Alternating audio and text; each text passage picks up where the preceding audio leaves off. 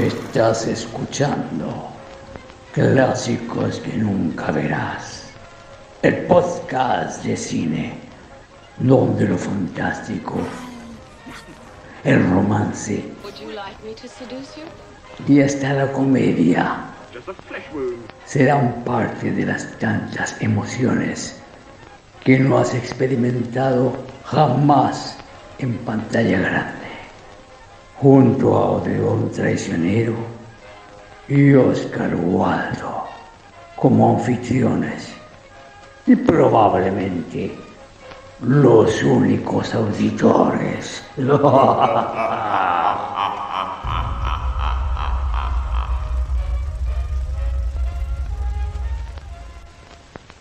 Bienvenidos a otro capítulo de Clásicos que nunca verás.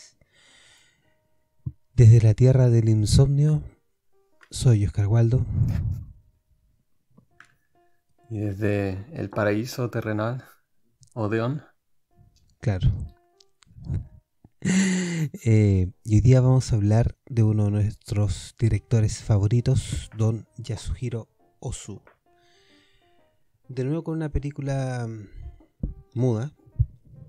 Se llama He nacido pero, o I was born but, o Otona no Miru Ehon Umarete Hamita Kieredo, de 1932. Un año también muy bueno para el cine, el mismo año que salió Freaks, otra película que en algún momento vamos a estar reseñando. Este es uno de los directores más importantes del cine japonés. Sí, uno de los mejores. Definitivamente. Y esta película es particular porque nos muestra un Ozu previo a la Segunda Guerra Mundial, donde tuvo ese giro por el cual es más conocido. Su estilo que sería más conocido.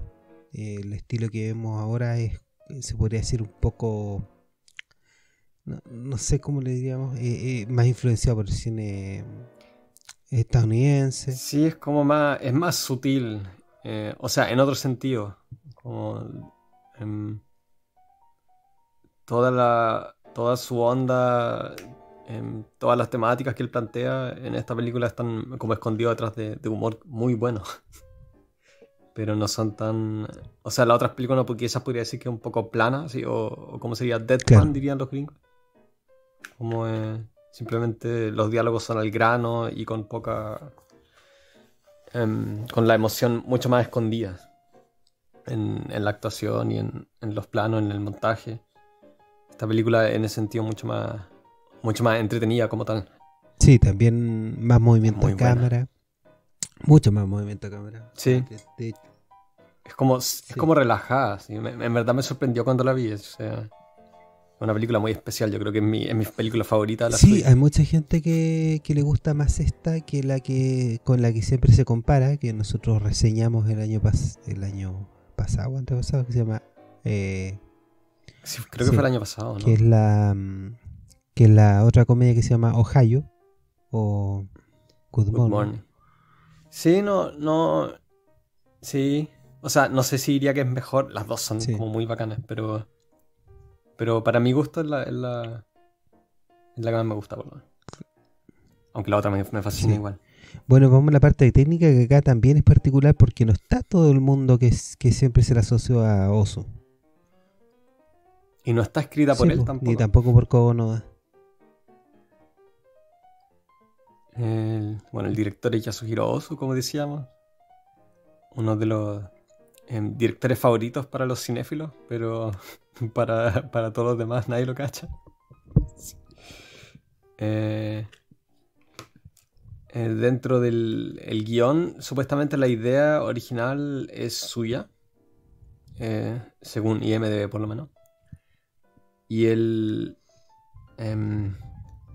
guión en sí, el escenario, está escrito por Akira Fushimi. Y después adaptaciones de diálogo están hechos por Keibei Ibushiya, a quienes yo en realidad no conozco. Pero de esta época de Ozu en realidad no he visto nada así de las cosas más. De las cosas más antiguas. Pero son también gente que había trabajado harto con él en otros proyectos. De hecho, el director de fotografía es Hideo Shigehara, que también la editó, no sé cómo. Quien también había trabajado anteriormente en una película suya que se llama como Coro de Tokio, Tokyo Chorus. Que también parece ser una muy también chora está, sobre un... ¿de qué se trata? Sobre un empleado que es despedido después de como tratar de defender a un compañero de trabajo, algo así. Bueno, esa es la sinopsis por lo menos.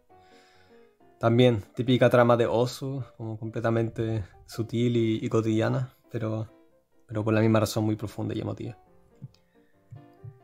En el trabajo de sets están Yoshiro Kimura y Takejiro Tsunoda. Y bueno, no, tampoco sé en qué otras películas han trabajado, pero son también colaboradores de Ozu, como bueno, en esta época en Japón, como todos se conocían entre ellos en realidad. Igual que en Estados Unidos, como toda la gente empezaba igual.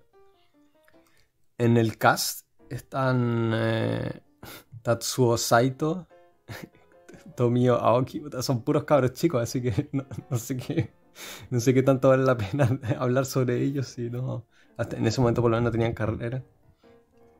Chizurrío supuestamente tiene un rol, según IMDb, pero yo no lo reconocí por lo menos. ¿Tú lo reconociste? Nunca lo reconocí. Siempre, las veces que la he visto, siempre estaba buscando ¿dónde está Chizurrío? Chizurrío es uno de los actores favoritos de Ozu en su época más tardía. Él estuvo en Tokyo Story. También actuó en el remake de esta película, en Good Morning. Él también interpreta al papá, que en esta película se parece mucho a él, pero se parece demasiado. Así que es como un dato freak bien interesante saber de que hasta en esta película, que es 30 años anterior a todos los demás, también había aparecido ese caballero. Sí, bueno, lamentablemente no se sabe mucho sobre la historia del rodaje o el equipo en realidad. O sea, el equipo, más allá de como los jefes de los departamentos, como hayamos hablado en esta época, esas cosas uno no anotaba a los asistentes en los créditos, sino que simplemente anotaba al jefe. Así que eso, sí, esa es la ficha técnica. Bueno, lleno de profesionales, artesanos que se manejan en lo que hacen. Como Japón es la tierra de los artesanos. Sí.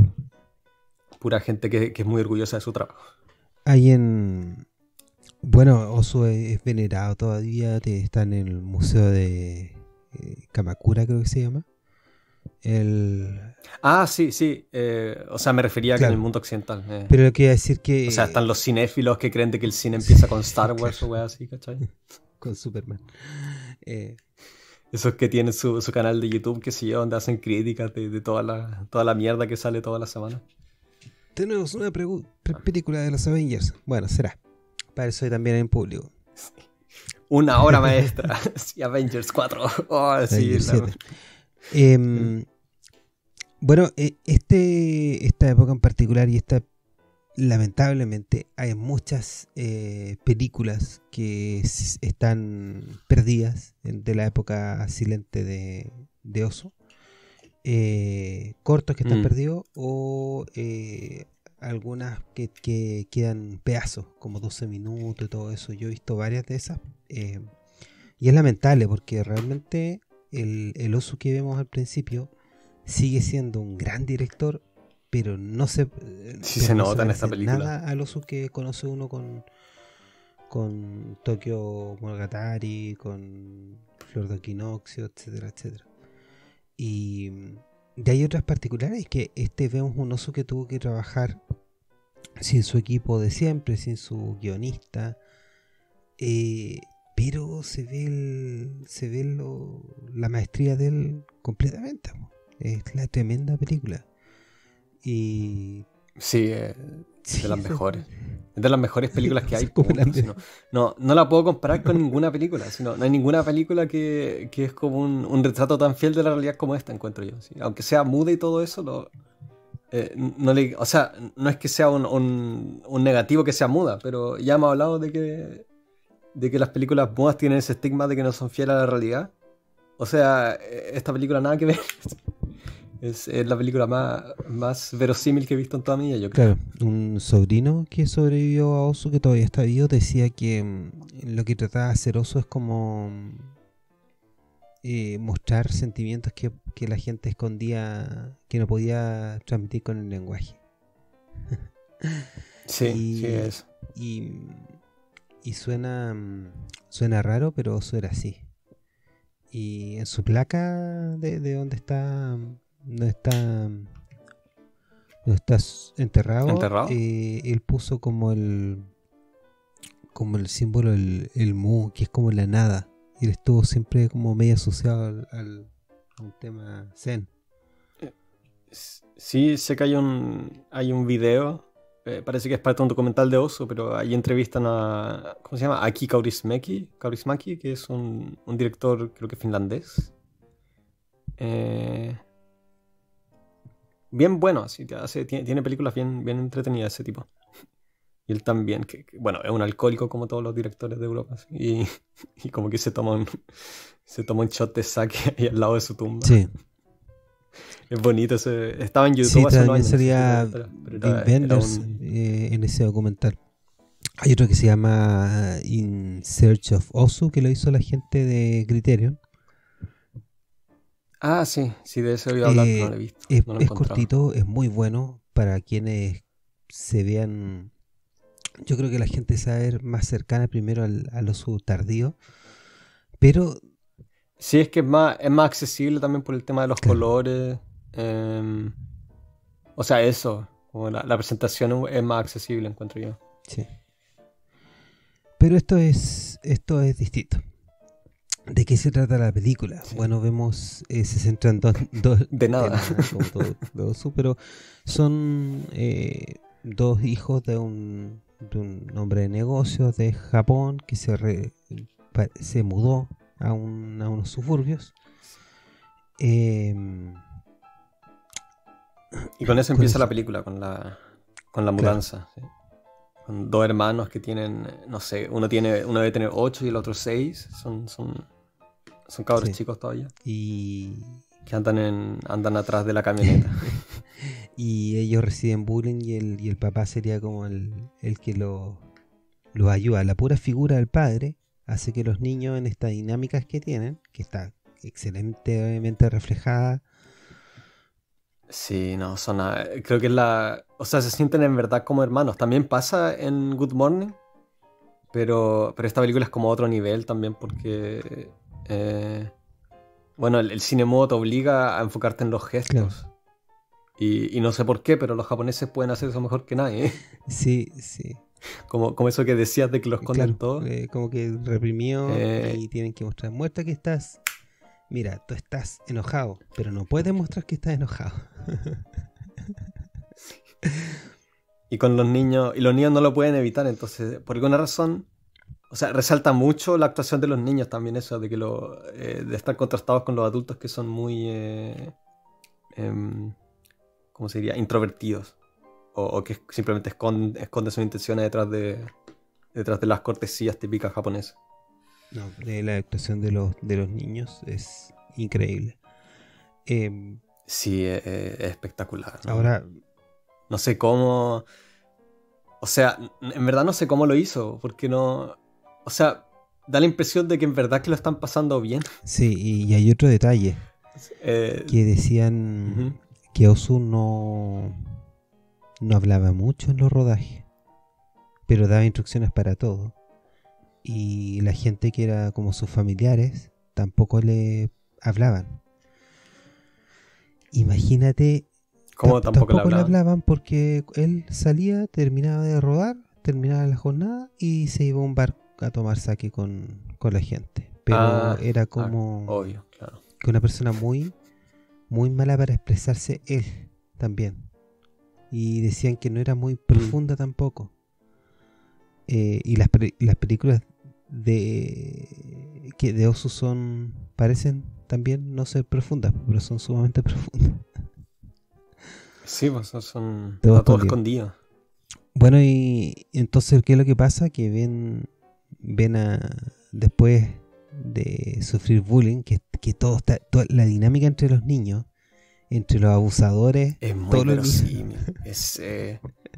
Pero tampoco son como, o sea, en los Estados Unidos, en las películas gringas, como el pendejo que hace bullying es como, es un desgraciado. Y se queda así toda la película. Y quizá el remate de la película es que él recibe su lección, como de esa pomada que venden los gringos que como every dog has its day, dirían los gringos. Como a cada perro le toca su día de venganza. Pero acá tampoco eso, o sea, se entiende de que están como, de que son las dinámicas de cabros chicos nomás. Es genial eso al principio porque también en el lenguaje visual es espectacular porque los cabros chicos, los dos protagonistas, andan con esas sandalias típicas alemán iba a decir, típicas japonesas, que son como esas tablas que se ven súper duras, como súper dolorosas para caminar, simplemente esas tablas de madera en los pies. Y todos los demás andan con botas o con zapatillas. Entonces así es como se introducen a los niños, como que salen a jugar y todos los demás andan vestidos de forma diferente. Claro, como que se vinieran de otro lado. ¿Y qué es lo que pasa? Le empiezan, está el niño, está el más joven, el más chico primero van a dejar el que sale primero. Van a dejar algo a su casa, como a renovar saque, un niño trabajando. Y como que el niño es súper matón. Sí, un niño trabajando. Ven para acá, porque él no quiere llamar a la gente. Ven para acá, ven para acá. Y le hace como un jueguito con un alambre y le pega. Y como el otro se puede mirar, le pasa el jueguito. Y después ese jueguito lo lleva para cuando van a jugar con los otros niños. Y también es un elemento por el cual los demás le van a pegar. Y me encanta porque después llega el hermano mayor. Y la primera, quizá, ni me acuerdo, pero creo que es la primera línea que él tiene. Sí, la primera línea que él tiene es ¿quién hizo a mi hermano llorar? Que también es la media línea, ¿sí? Y al tiro como deja clara la dinámica. Y también es súper conmovedor ver una expresión de hermandad como tan realista y yendo al grano en el cine. Simplemente esa línea espectacular y el niño también, como haciéndose el choro, a pesar de que todos los otros son como mucho más grandes que él. Diciendo, ¿quién de ustedes hizo a mi hermano llorar? Que también es como una running gag, es como una línea que se repite a lo largo de la película con gente que anda defendiendo a otro. Como la familia también es una temática importante en la película y en la obra de Ozu, punto. Me da risa que también la caracterización de las pandillas de los niños está súper bien hecha. Está súper bien hecha. Hay uno que las tallas que tiene están súper bien hechas porque están unidas con un montón de elementos. Explica un montón de cosas en el chiste, ¿cachai? Que el chiste no es solamente el chiste por el chiste, sino que es una narración también de las características de la gente. Por ejemplo, ese que no puede comer y se roba el pan y después llega otro más grande y se lo quita y se queda llorando. Sí. No puede comer porque está enfermo la guata. Y tiene Sí, pues con los huevos de... ¿Qué son? Como huevos de codorniz, no sé qué son. No codorniz, pero de algún pájaro que tiene algún nido en los techos. No, bueno, ahí se establece la dinámica, que también es genial porque no me acuerdo si es el mayor o el menor, pero uno de los dos se sacan las sandalias, usándolas como garrotes, así haciéndose el choro. Es genial, esos detalles son súper... Bueno, son súper buenos detalles, pero verlos en una película de 1932 es súper impactante, porque eso no se ve, eso no... sobre todo esta es la época después de o durante la Gran Depresión gringa, ¿no? Como el periodo en el que las películas simplemente se trataban de hacer de que la gente se olvidara sus problemas y mostrarle aventuras, cosas que no calzan dentro del cotidiano, porque lo cotidiano es pura basura. Y ver simplemente una cuestión tan normal, pero al mismo tiempo tan conmovedora en una película de esta época es impresionante, te deja para adentro en realidad. No se me ocurre ninguna otra película que te haga empatizar tanto con cómo se vivía en esa época. de cualquier nación. Entre el inicio del cine y el año 30 no se me ocurre ninguna otra película que me dé una impresión de cómo se vivía en el día a día, en las casas, en los suburbios, donde sean, en la sociedad en la que toman lugar. Y hay cosas que las verías, no sé, pues después con los hermanos Coen, y lo estáis viendo acá por un año 32. Sí, pues, sí. Es una película que también fue súper exitosa, que se ganó un premio súper importante, no me acuerdo cómo se llama, pero fue una de las primeras películas de Ozu que ganó un premio importante. Sí, es una gran película, tiene un montón de elementos. Bueno, la forma de grabar también es particular, porque... sí, es su estilo, pero no es tan estricto, porque su estilo es de que él cuando graba una escena es... bueno, las películas tardías, yo conozco sus películas empezando como por el año 45 más o menos.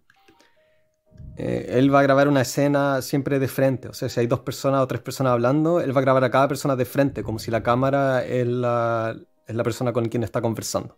Y así va a cortar siempre, va a cortar toda la escena. Y después para los planos generales va a ser generalmente un plano lateral desde lejos de una casa o algo así, o del pasillo.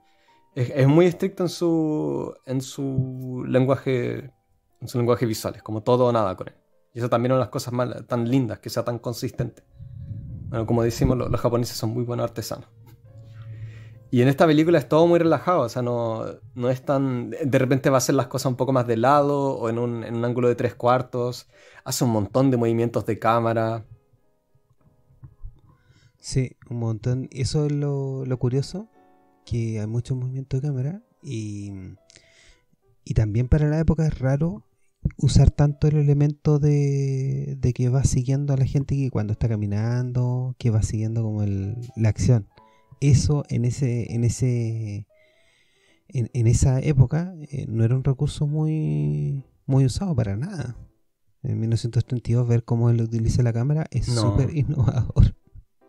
Y al final lo divertido que después cuando todo se acelera, lo que hace Ozu es irse justamente a lo contrario, ¿cachai? Porque acá lo que vemos es que el loco está moviendo la cámara de una forma que no se usaba, y después de la guerra lo que hace él es quedarse estático cuando todo el mundo se mueve para todos lados. Perdió toda la motivación. Todo ese optimismo. Claro, bueno, lo perdió cuando se murió su mamá, pero acá está lleno de escenas tan buenas cuando los niños se comen la colación. Es muy infantil todo, pero en el mejor sentido posible. Es como hay una energía en la película, como una curiosidad, una simplemente ganas de jugar con las posibilidades que es muy contagiosa al verla. Es súper entretenido. Y hasta ahora hemos hablado solo de la atmósfera, pero en verdad es que esta película tiene una atmósfera que uno no la ve en otras películas. Y los niños, bueno, una de las partes que se ve que disfrutan mucho, ellos dos juntos como hermanos, es la parte de las comidas. Y eso sería muy importante. Sí, también sería muy importante. Porque también se ve también la complicidad de ellos como hermanos, como la fraternidad, como que también se ponen de acuerdo mientras comen. Y solamente mirándose, ¿cachai? Se miran y dicen alguna conclusión. O sea, el grande dice algo y el otro sí. Como esa relación esa relación que tiene la gente en Japón, ¿cachai? Como de maestro y sirviente. Y lo otro que también hay que fijarse acá, que hay una cuestión que veríamos después, que es el blocking en Ozu, cómo dispone los elementos.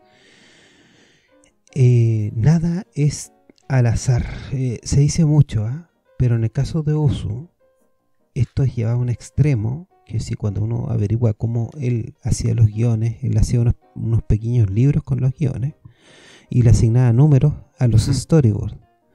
Entonces cada cambio de cámara, cada movimiento de cámara tenía un número y estaba asignado en lo que él tenía como guión. Imagínate lo detallista que era Ozu. Y se conservan esos documentos, se conservan, pues se tienen en el museo de Ozu. El 2014 Sí, se hizo me una imagino. exposición de todos los elementos que él usaba.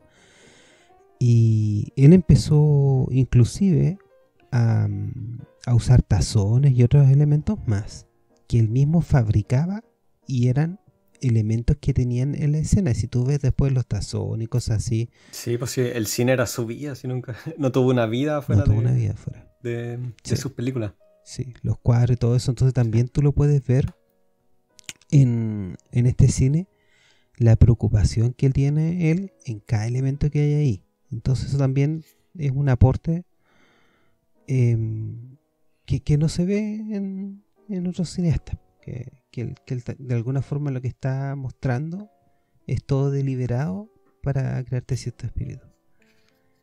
Y bueno, una de las escenas importantes también es cuando vemos cómo se relaciona el papá, que sería esta figura, este ejemplo para los niños, se relaciona con los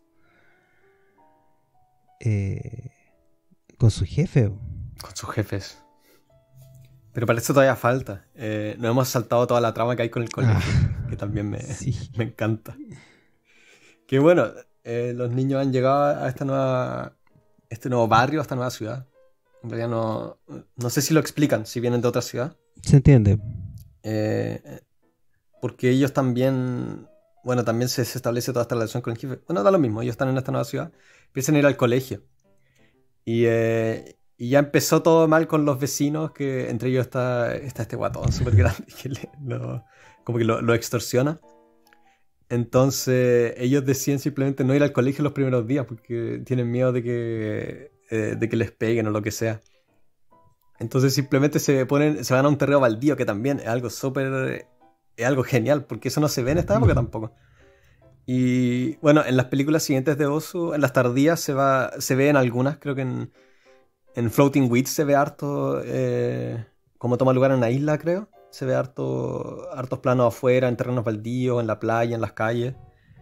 Pero en esta película simplemente no son lugares estéticos, sino que es como una cuadra pelada, así, llena de alambre o lo que sea. Y los niños se ponen ahí como a comerse su colación que que les pasa la mamá. Creo que se ponen a jugar con cartas también. Y es para cagarse la risa todo lo que sucede. Hay muchos chistes. Sí, está lleno de chistes. También. Está lleno de chistes. Bueno. Lo divertido es que también cuando piden como un cigarro se ponen a fumar. Sí, de veras, que se ponen a fumar en la parte.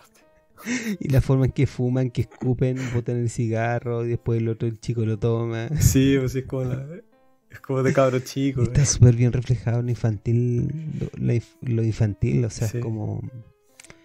Es como realmente un fiel reflejo al pensamiento de un niño. Como este tipo de oso era tan... Como trasciende completamente la barrera... No hay barrera cultural. No la hay. Son niños. Los diálogos también son...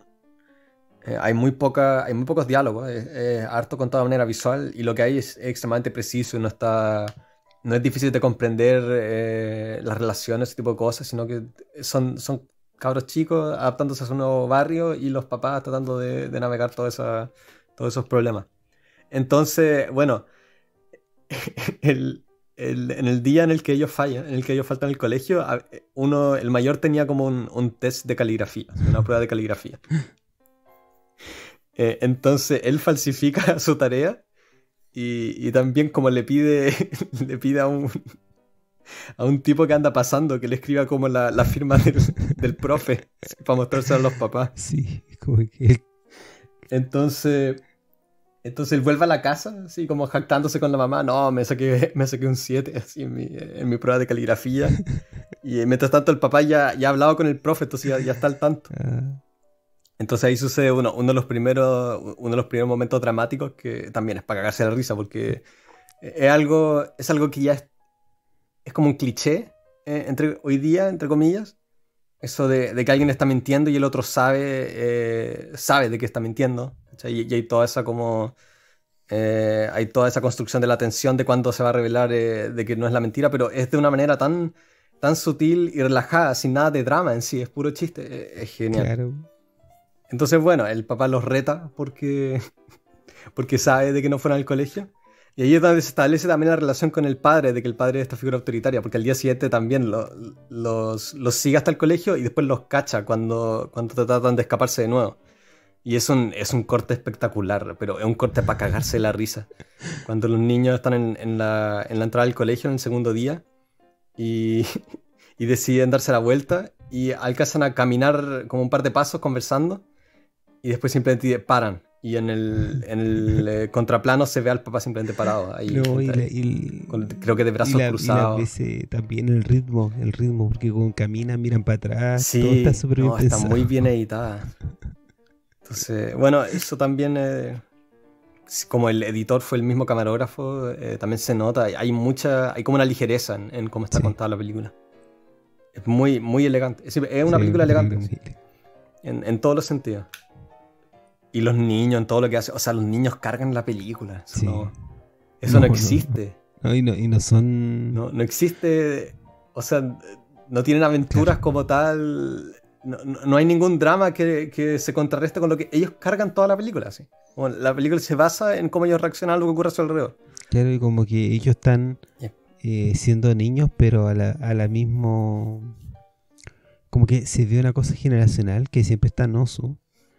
Pero acá hay como un paralelo, que al final el crecer, tú eres, y por eso quizás he nacido porque eres un niño, pero a la misma vez estás creciendo. O sea, eres niño y te enfrentas con esta sociedad que tiene un montón de cuestiones que son como nada que ver con los niños, porque esa cuestión como de... Sí, que van en contra de los instintos. Esa cuestión también. Canera del colegio. Como es como una cárcel. Sí, es una cárcel. Va en contra de la forma que tienen los niños de aprender y de relacionarse con el mundo. Es como lo opuesto, porque el colegio no te deja experimentar, sino que el colegio te sirve todo en una bandeja y espera que te lo comas todo así, sin reclamar ni nada. No es como que puedas descubrir todo a tu propio paso. Y eso también es algo que se explora en la película. Y después va a ser el medio contraste con ese gran giro dramático que hay al final, que es espectacular cuando se ve cómo el papá se relaciona con sus jefes. Que es genial. Bueno, lo que sigue en la película son... El juego de gorrión, son momentos cotidianos súper lindos también. Cuando los niños finalmente se ganan el respeto y pasan a ser como los líderes del grupo de vecinos. Ahí también hay N chistes, es para cagarse la risa. Muchas situaciones, como decíamos, hay un rumor entre los cabros chicos que son cosas que siempre pasan, así que para ser fuerte tienes que comerte como huevos crudos de no sé qué de pájaro que tiene nido en los techos. Sí, de gorrión. Entonces también ahí hay como una serie de momentos humorosos donde los niños simplemente se empiezan a comer estas cuestiones o le dan uno al perro para ver si el perro va a ser más fuerte y el perro termina como con cagadera, así tienen que llamar al veterinario. Y me parece que al principio, como te dije, salía ese niño con un letrero de que estaba mal de la guata. Al final estaba mal de la guata por andar comiendo esas leceras de huevo. Y ahí como que entendí que estos callos han estado como todo el año comiendo con cagadera por andar con ese jueguito. Los juegos de gorrión están de niño, weón. Sí. Oh, no. Uno en verdad que se identifica mucho con esta película, más que con cualquier otra, encuentro yo. Sí, el mundo... Bueno, también ese es un chiste que él después repetiría en el remake, ¿no? Con todo el chiste de los peos. Al final... Todo el mundo hace el chiste de los peos, pero se cagan cuando hacen mucho el chiste. Entonces todos están al final cambiándose los calzoncillos porque se están tirando peos. Sí. Sí, porque en esa película andan comiendo una semilla especial que te hace acumular gases o no sé. En el remake. Entonces al final el remate es de que siempre se anda cagando por esas cuestiones que anda comiendo. Pero bueno, esta película es preciosa. Ahí también ocurre de nuevo toda esta temática de quién hizo llorar a mi hermano. Esta vez con el papá. ¿Quién hizo llorar a mi hijo? Con el papá del el bravucón número 1. Sí. Todos son momentos, es difícil explicar, pero esos momentos son tan geniales. Como esa expresión tan cruda de relaciones familiares, que hay películas que no pueden hacerlo en 2 horas y este tipo lo hace como con una línea de texto. Es sorprendente. Y se repite en diferentes formas a lo largo de toda la película. Sí, sí, es súper evidente la relación que se establece entre los adultos y los niños. Y me da risa también como los niños tratan de imitar la misma relación. Acá hay algo curioso porque ellos se enojan al ver que su papá, que es una figura de autoridad, un superhombre para ellos, también están las mismas dinámicas que ellos ven como niños. Como que el crecer tampoco te elimina esa dinámica. O sea, tú creces y no eres podés ser jefe de la casa, pero no eres jefe de la empresa, podés ser el jefe de la empresa, pero no eres jefe del país. Al final es como que así es la vida. La sociedad está llena de hipocresía. Sí, es como bien cínico al final lo supo. Es súper cínico en todo. Pero no es cínico. O sea, sí, es cinismo. Pero a la vez hay cosas que él aprecia dentro de como de ese cinismo frente a la sociedad. Hay cosas que para él son como que para él no tienen comparación. Y para eso siempre es la familia. Que es como la contraparte. No es como que sea todo deprimente o amargado, sino que está siempre ese balance, que hay momentos que si bien pueden ser tristes o frustrantes, siempre está como esa... Al final la honestidad siempre gana en esas relaciones. Como siempre las películas, hay un momento, generalmente se cae al final, donde se dicen la verdad y después la vida continúa. Me da risa cuando hay la escena cuando el papá ve que le están haciendo bullying al hijo del jefe de él. A ese niño con sombrerito. Y le hace una reprimenda a los hijos. Se da vuelta y los hijos se vuelven a hacerle bullying. Hace como ese juego que tienen como que ellos se tienen que tirar al suelo. Sí, sí, se me había olvidado ese juego. Que también, ese es como un juego que solo puede hacer el líder del grupo. Que es genial, le pega como un tiro y después haciendo una cruz lo logran revivir. Y ese es todo el chiste, ese es todo el juego. Lo único que hacen es como dispararle al amigo y el amigo tiene que como tirarse al suelo y después lo tienen que decir que se reviva. El papá los ve y también cree que le están haciendo bullying. Sí, bueno, la película es como está llena de... Una de las temáticas son los malentendidos. Y todo, ¿cómo se dice? Todas las líneas se juntan en una noche. Bueno, hay un momento en el que cerca al final de la película, cuando los niños empiezan a como discutir cuál es el mejor papá, o cuál es el papá más bacán de todos. Entonces ese es como el setup para la situación que toma lugar después, que va a ser como el giro dramático de la película, en el que el papá de un vecino, que es el jefe del padre de los protagonistas, ha invitado como a una cierta cantidad de vecinos a ver unos videos que grabaron de forma casual en la empresa, así como tienen un proyector y una película, no sé, de 8 milímetros, 16 milímetros, lo que sea, y los van a proyectar. Y en esos tiempos eso era carísimo, así, como simplemente ver eso en esa época te indicaba de que estos tipos eran de plata, así, y de que eran como para respetarlo. Y los niños se colan, ¿no? Como invitan a todo el vecindario el hijo de esta familia, y creo que también es como con entrada, que tienen que traerle como un huevo de gorrión. Sí. ¿O no? Sí.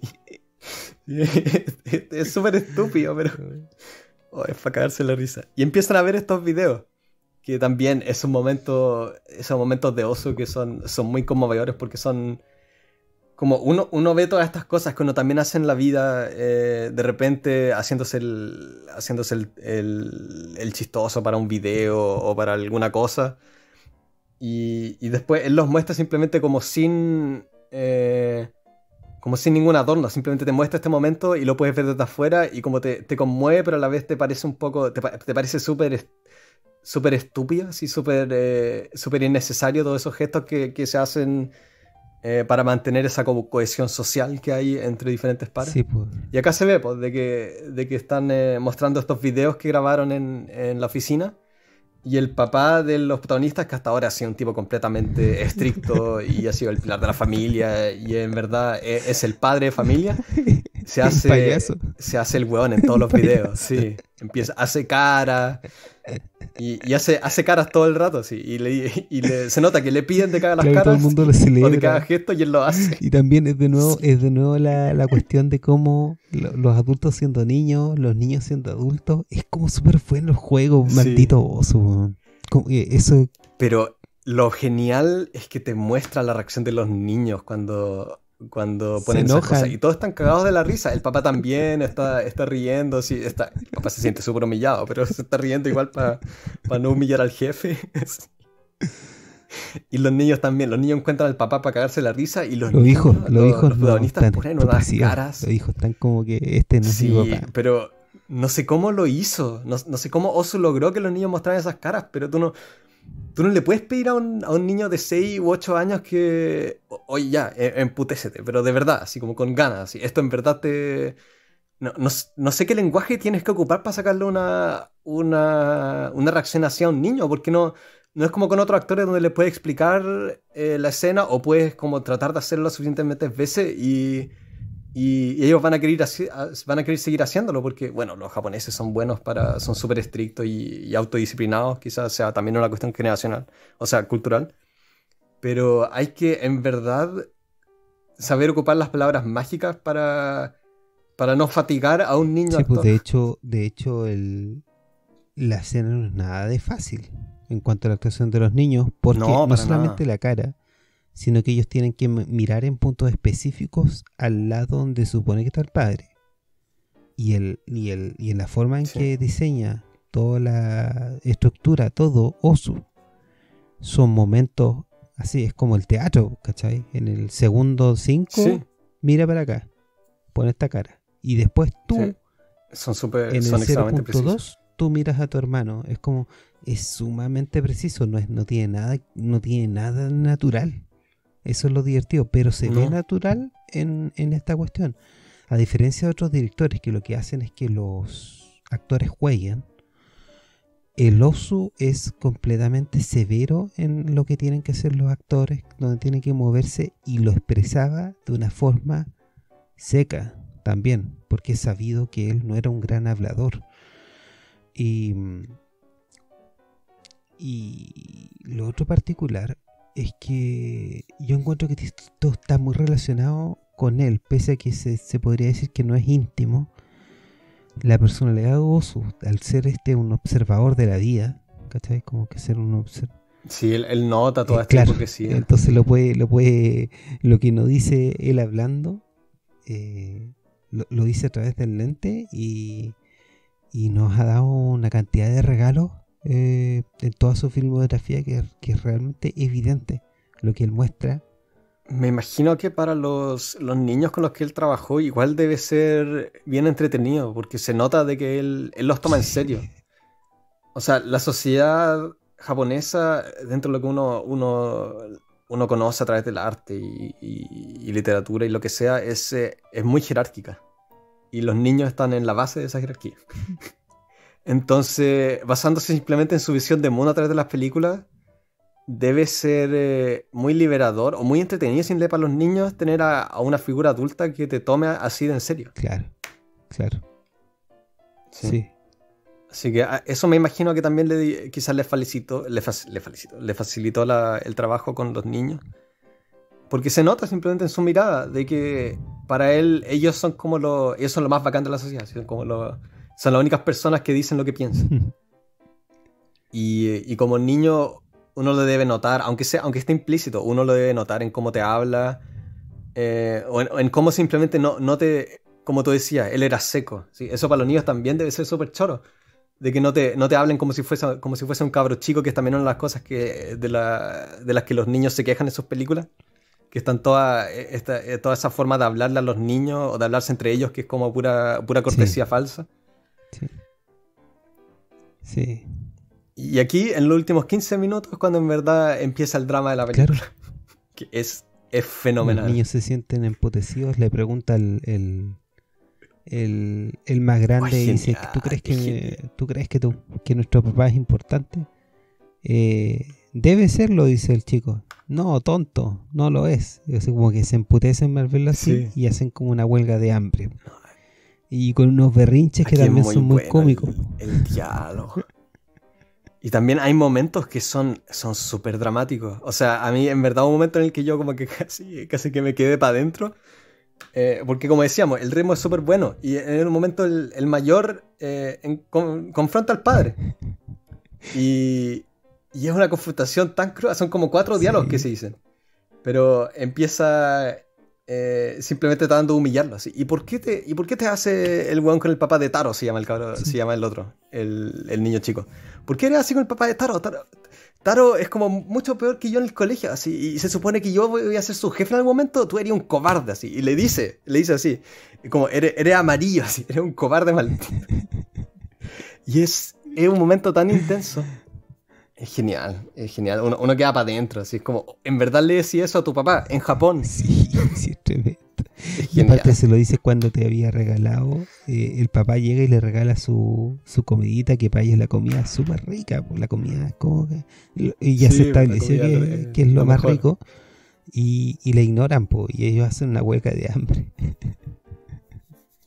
Está todo ese diálogo también cuando está provocando al papá. Y le pregunta como, ¿por qué tienes que hacerte el tonto con el papá de mi amigo? Sí, y el otro dice, porque es mi jefe. De la compañía. ¿Y eso qué tiene que ver? ¿Qué significa que sea jefe? No, que él tiene plata. Entonces, ¿él tiene más plata que tú? Sí, y es jefe, él depende de mi trabajo, es como diferente a lo que estamos acá. Y el papá, se nota de que el papá simplemente le está vendiendo la pomada porque en verdad no tiene excusa así, ¿no? Para ser humillado de tal manera frente a otra persona que al final del día es otro ser humano y otra persona igual que él. Sí, pues porque... Y es un momento es un momento espectacular, simplemente esa escena entre toda la familia. Y la mamá está todo el rato calladita, ¿sí? Una mamá japonesa. Sí, y respecto a lo que tú dijiste, si hacemos el paralelo, ¿cachai? Que hay cosas en las cuales se unen y hay cosas en las cuales se bifurcan. Esto de ser niño, la dinámica de ser niño y ser adulto. Y justamente en ese diálogo se ve que él le pregunta, es porque él es el director de la empresa. Entonces tú solamente tienes que tú tienes que ser el director. Claro, porque lo que ellos vivieron es que ellos pasaron de ser los que le hacían bullying a ser sí, ahí tienes toda la razón. Y en la dinámica de los niños es posible. Es posible llegar, pero la dinámica de un adulto no, pues. Yo no puedo llegar y ser el director de la empresa. No lo había pensado así, pero tienes toda la razón. Entonces, como te digo, la construcción de eso es muy inteligente. Sí, al final eso rompe su esperanza. Y también, como decíamos, está ese diálogo donde el niño le dice de que cómo se supone que siga esforzándome si sé que voy a ser el empleado de este weón que es más tonto que yo en el futuro. Un diálogo súper directo al grano y crudo. Sí, es... Y en verdad que te vende te vende esa pérdida de la inocencia, poco menos. Porque es una película sobre la pérdida de la inocencia. Es una película de coming of age, como dicen los gringos. Sí. Pero es una película de coming of age rara, porque no solamente está centrada en los niños, pero tú te das cuenta de cómo los adultos también van comprendiendo el mundo de los niños. Sí. Y ellos no entienden, po.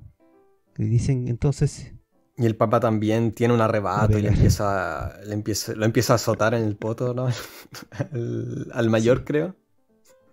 Y después también el hermano chico le empieza a pegar al papá. Así. Son momentos súper cotidianos y después los dos se quedan dormidos, como llorando. Los dos hermanos. Y ese momento también es súper conmovedor porque el papá se disculpa con la mamá y dice de que en realidad no es su intención, de que sabe que tienen razón. Eso es lo importante. Él dice, al final sé que tienen razón, pero no puedo dejarles ganar. Sí. Y después los dos van a ver cómo están durmiendo. Y hay un diálogo también que es súper... Como nunca me voy a olvidar, que el papá dice que está orgulloso de los niños y después dice, como, ¿crees que sus vidas van a ser igual de miserables que las nuestras? O que van a tener ojalá tengan una vida mejor que las nuestras, dice. Como, espero que su vida no sea tan miserable como la que tenemos nosotros. Es un diálogo tan oso, pero tan genial. Yo pienso así, o sea, no pienso que mi vida sea miserable, pero también pienso para mi hija, ojalá que... Sí. Ojalá que... Bueno, eso lo piensan todos, ¿sí? Es algo que es completamente transversal, ¿sí? Sí, Es lo que también ha motivado el desarrollo de la humanidad, siempre ese pensamiento, ellos lo van a tener mejor que yo y al final... Pero existe cierta mirada, por lo menos donde yo estoy, de que tú siempre tienes que pensar, o sea, la mayoría de la gente tiene que pensar en sí mismo como un ganador, ¿entendí? Bueno, esa es la mentalidad chilena también, como ser vivo. Claro. Entonces esto de pensar, ojalá, también pues que las botas, que no te toquen tantas botas en la vida que estén arriba tuyo. Es como Es súper lindo. Y bueno, también las escenas cotidianas de la gente en la casa son súper buenas, súper bien establecidas. La edición es muy importante acá. Y en inglés está ese término timeless, ¿no? Sí, como sería atemporal, quizás. Pero no se traduce. O sea, tú le dices a alguien atemporal y no te van a entender, como diría timeless en Estados Unidos o en inglés. Siempre significa de que este momento uno lo puede comprender sin. O sea, el momento en el que tuvo lugar no importa, así como simplemente se mantiene vigente. Y esta película se mantiene vigente. Se mantiene vigente y ni importa que sean japoneses, porque hay muchas cosas que son muy japonesas. Y particularmente esta película, que del director más japonés de los japoneses, no es tan japonesa. No. Bueno, eso también debe ser porque se enfocan en los niños, que tampoco comprenden los protocolos sociales. No están, también debe ser un ejercicio súper liberador también trabajar libre de todos esos protocolos que uno tiene que poner en Japón, de los que él también después se burlaría en sus películas tardías. Sí. Hay una escena... Y al día siguiente también está esa escena que tú ibas a llegar, al día siguiente cuando se reconcilian con el papá. Y los pilla comiendo. Se supone que ellos no iban a comer y los pilla comiendo. Y les trae un bocadillo y se sienta al lado de ellos. Y allí también el diálogo que termina como todo este arco. El papá les pregunta qué van a hacer cuando sean mayores. Y el hijo le dice, yo voy a ser como un teniente. Y el papá le pregunta, ¿y por qué vas a ser un teniente? ¿Por qué no un general? Y el hermano chico le responde, no, es que mi hermano va a ser un general, así que yo no puedo serlo. Sí. También son... esos diálogos no sé cómo se te ocurren. Son obras maestras de diálogo, esos intercambios que ocurren. Sí, y establece completamente la temática evasiva no tan evasiva en este caso, de la película. Es increíble esa parte. Ese tema de la admiración también. Y al final el remate es que todos caminan juntos, el papá hacia la pega y los niños hacia el colegio. Y en el camino se encuentran con el auto del papá de Taro, que también, él tiene auto en el año 32, que también es la media cuestión. Como todo lo que él hace, todo lo que involucra a esa familia te muestra de que son afluentes. Y ahí el mayor le dice, ¿y qué estás esperando? Pues si tenéis que subirte al auto. Como tienes que ser el subordinado a tu jefe. Sí. Pero no lo hice como juzgándolo, sino que lo hice como alentándolo, como anda nomás y ya. Comprendimos. Y ya está claro qué es lo que tienes que hacer. Sí. Y el papá se despide y se va. Y después los niños conversan con los otros niños de quién es el mejor papá, y los niños le dicen como, no, tu papá es el más bacán. Sí, tu papá es chistoso, me encanta. Y le dice el Taro. Pues asume que el papá tiene... Como que en realidad también lo chistoso es una cuestión que también le da un papel. ¿Cachai? Tiene un rol. Sí. Y de nuevo vuelven a hacer el chiste del muerto. Sí. Es súper bien hecho todo. Y también ahí es como súper cínico, eso como de te mato. Así. También es como la media metáfora, así de que como uno tiene que morirse como persona para formar parte de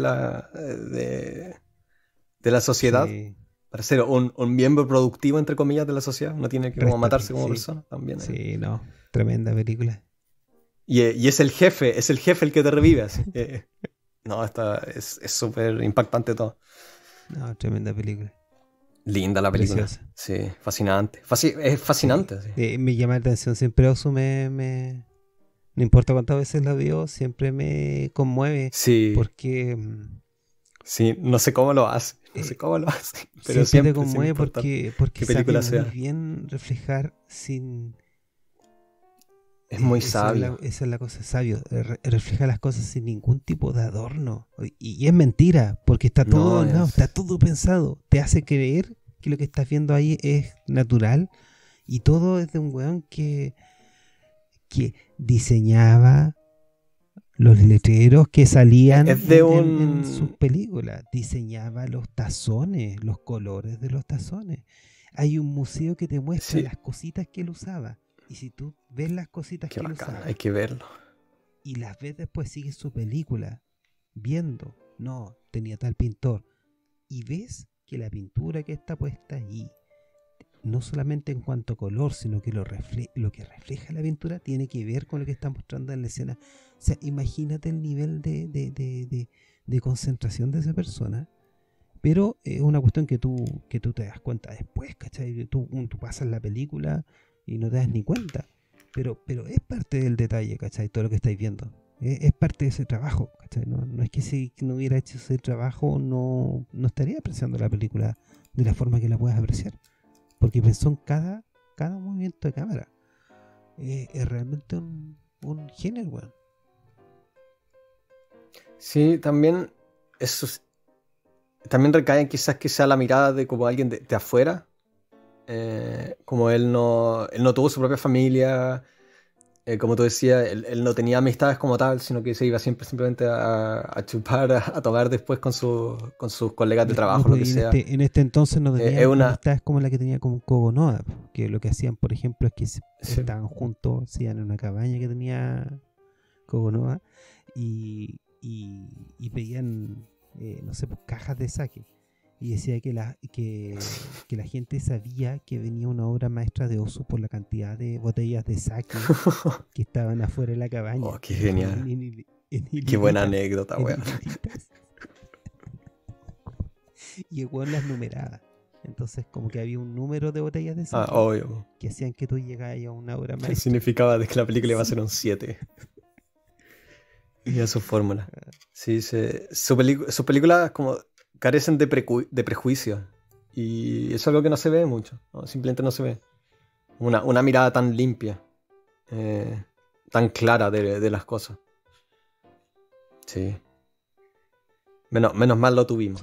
Sí, no tiene comparación. Una cuestión que tenemos que ver siempre las películas de Oz, yo encuentro, y también es como una cruzada no solamente educativa, sino que como emocional, ¿cachai? De que es posible,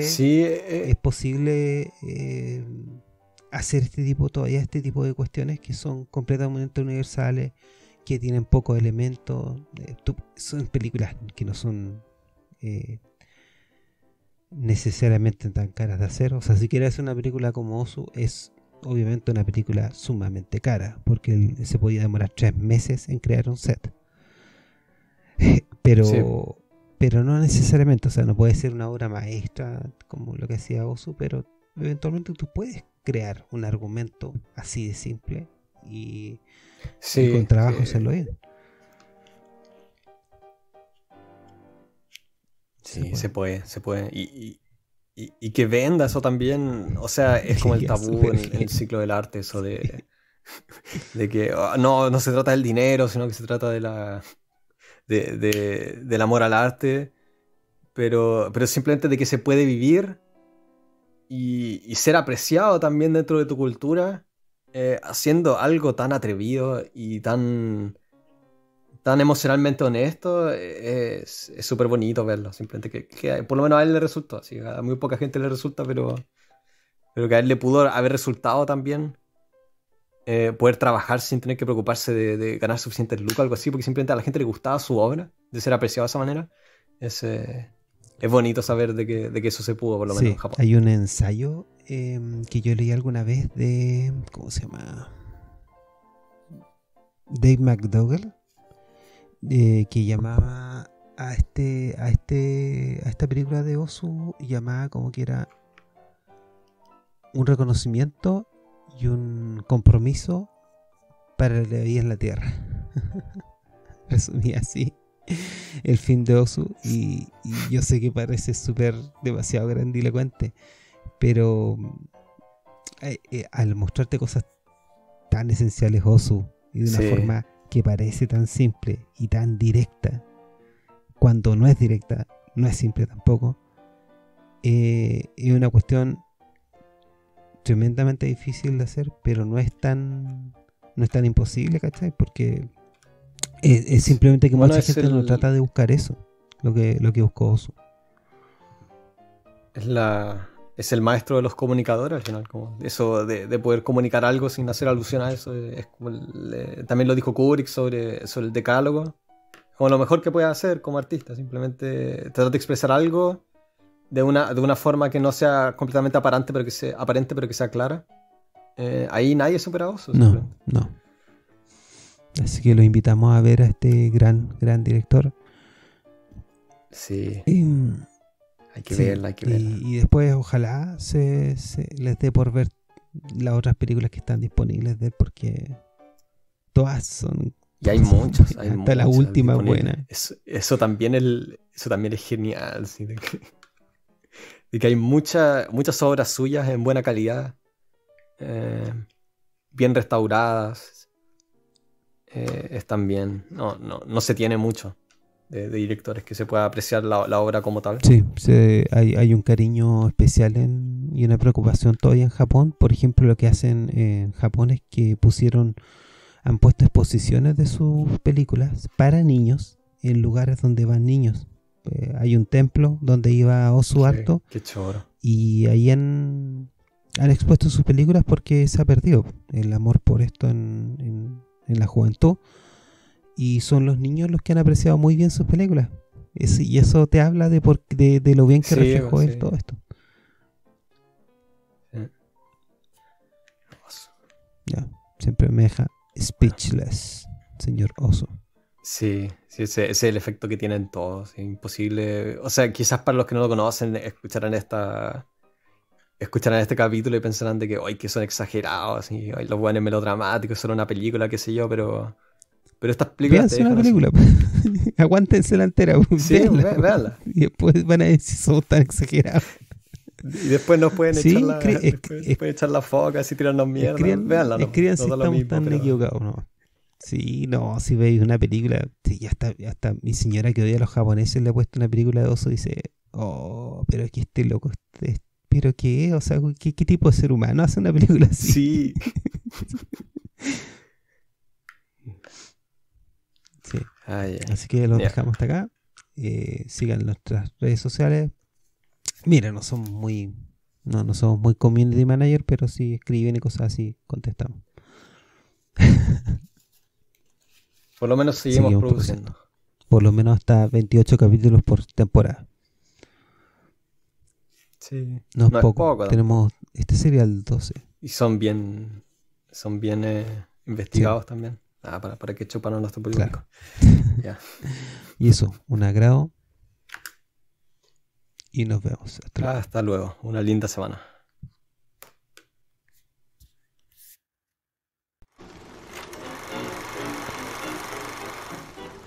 Así nos despedimos. Y gracias por pasarte películas con clásicos que nunca verás. Sigue nuestras cuentas. Nos escuchamos en el próximo estreno.